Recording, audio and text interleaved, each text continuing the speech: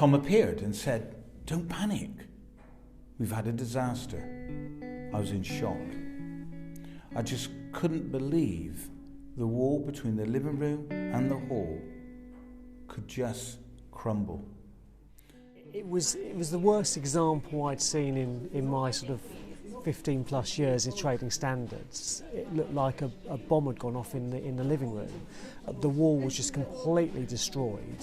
There was dirt, rubble, dust covering the entire living room, bits of broken brick. The ceiling was sort of propped up with aqua props.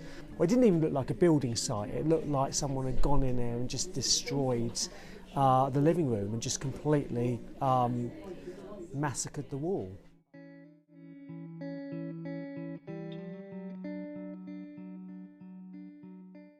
They were at the house for a few hours and they returned home. They walked into the house and the first thing they would have seen is the wall between the living room and the hallway had been destroyed. That was the catalyst from the price going from what was originally probably a fair price to a completely and utterly astronomical, unreasonable figure for additional work, most of which was in no way required.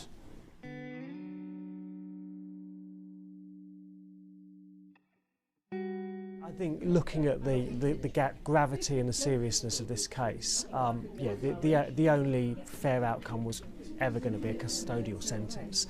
And I hope it also sends a clear message to any other people that might be tempted to perpetrate similar crimes, and also that trading standards in Buckinghamshire and Surrey will investigate these matters and will bring these cases to prosecution.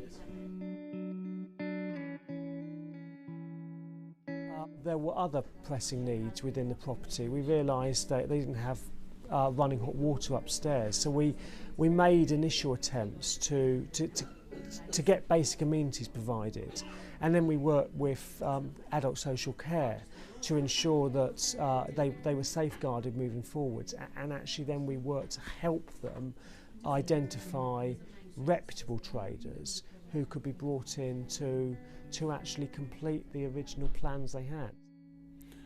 We would like to thank all involved from saving us from ourselves.